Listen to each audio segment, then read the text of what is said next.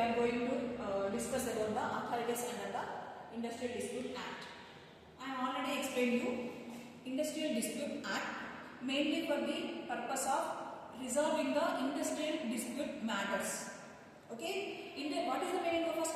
We understand what is the meaning of industrial tribunal. Industrial disputes means any industry or any factory or establishment, both parties are there, employer and employer.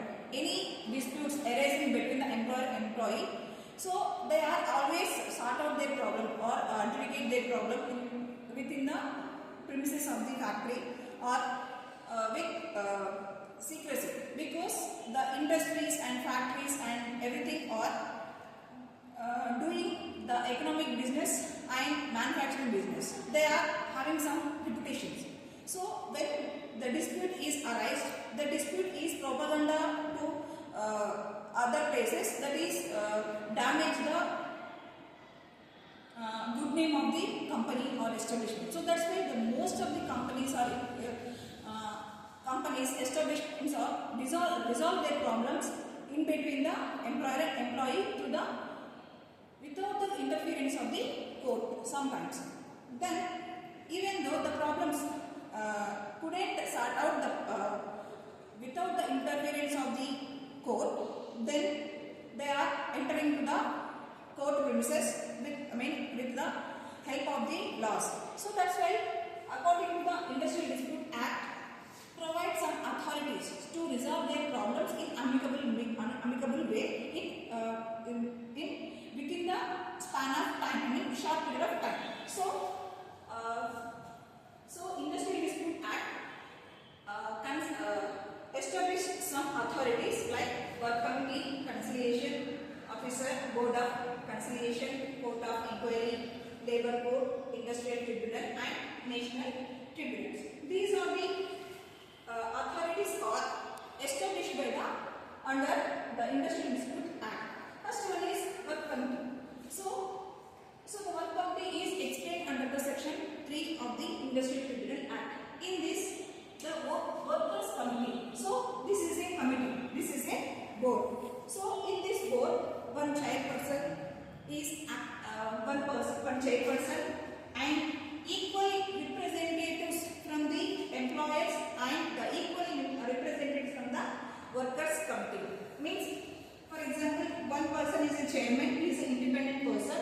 So next example, two person from the employers and two person from the workmen or employees. So this is the body. So this body is resolve the problem or sort out the problem with the evidence from the both the sides and within the short period of time. So this is the work committee. So in this, the chairperson act as an independent person.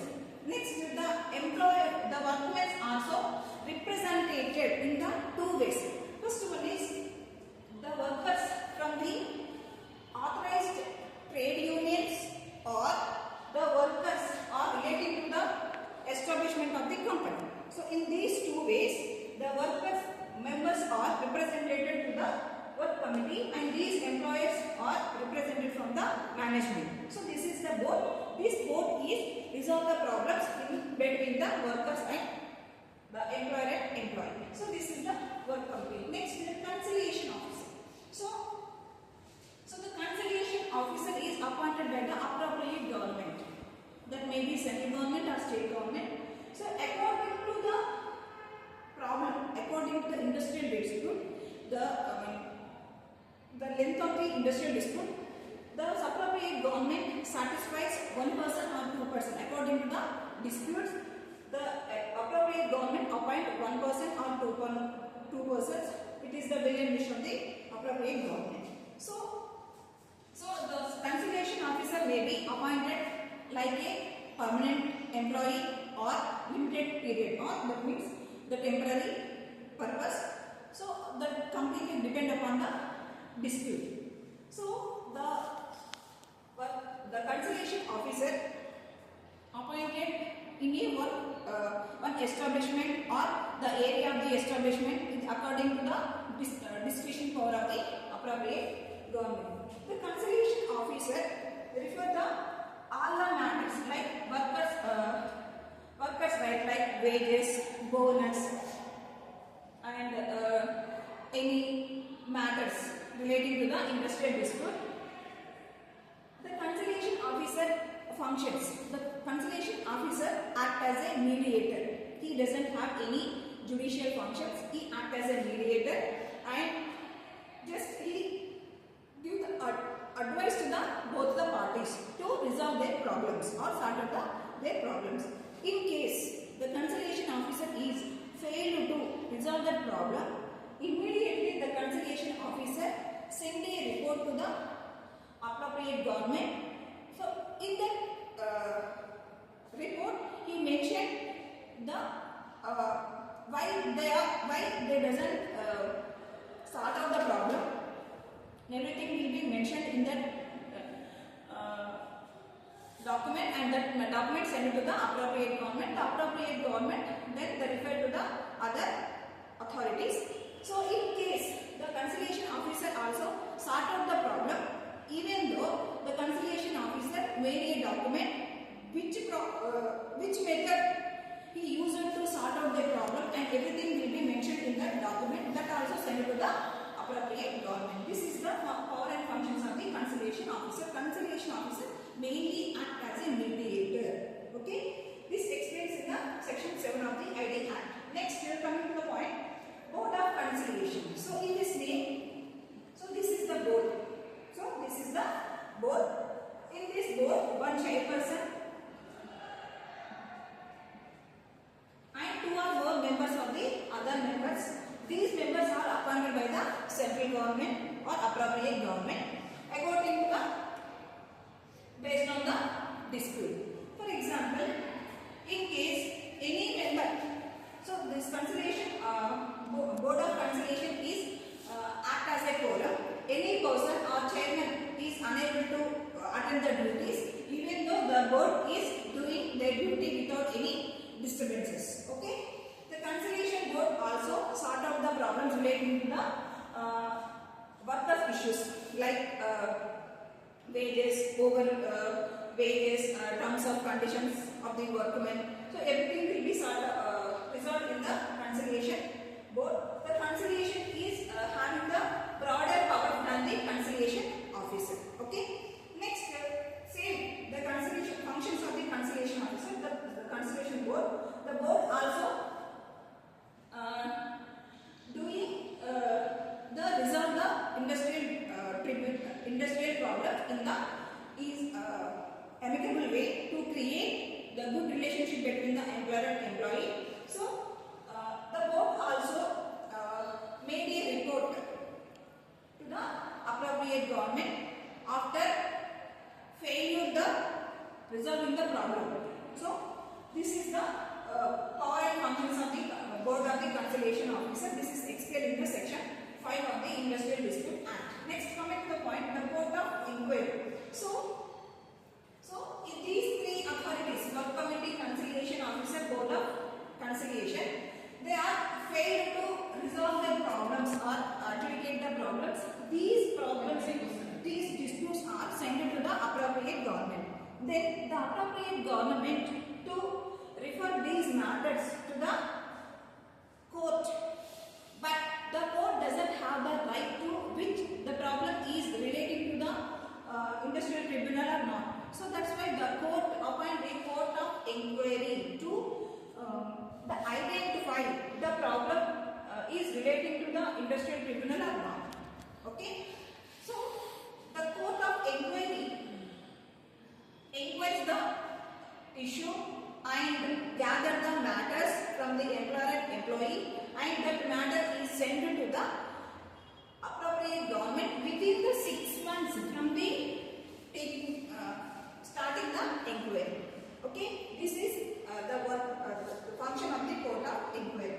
Next, coming to the point, the labor code. So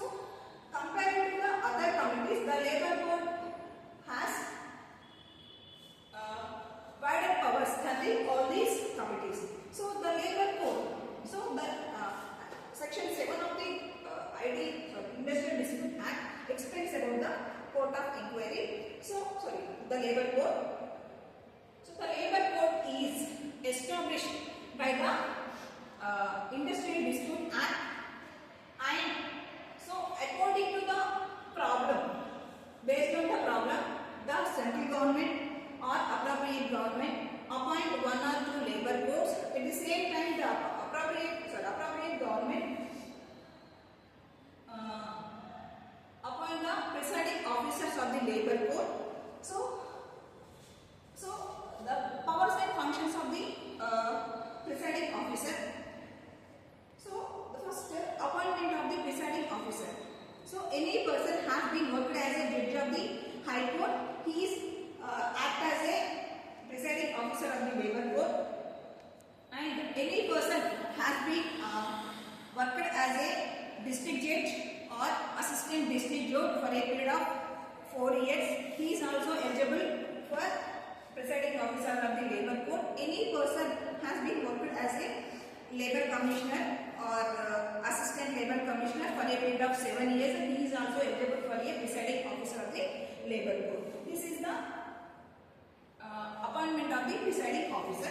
So the labor code mainly discuss the issues related to the rights of the workmen, like the wages of the employee, bonus and retrenchment compensation matters, and suspension and dismissal of the workers. These matters are mainly discussed or set out by the labor code. This is the power and functions of the labor code. Next, coming to the point, the industrial tribunal. Okay. Next, those problems are not sorted out by all these issues, and mainly the strikes and lockouts and reinstatement of the retrenchment matters, mainly sorted out by the industrial tribunal. So this is explained in the section 7A of the Industrial Dispute Act. So say the industrial tribunal also appointed by the central government. So in this one presiding officer are there. So the presiding officer also appointed by the central government. So next, coming to the point, national tribunal. So national tribunal. So in this name, the national tribunal means any establishments or any factories are located in the more than 2 states or 3 states, that matters are relating to the national issues. So mainly the national tribunal is adjudicate the problems relating to the nationalized industrial matters like strikes and lockout of the more than 2 or 3 states established in the companies. So these are, say, the labor code and industrial tribunal and national tribunals are appointed by established by the central government. The central government appointed to the presiding officer for the adjudicating all these matters. So these are the adjudicating matters under the Industrial Dispute Act. These matters mainly focus the industrial matters sought out or adjudicating in the short period and maintain the secrecy and with cost effective. Mainly the 3 reasons the industrial tribunals in Industrial Dispute Act encourage these authorities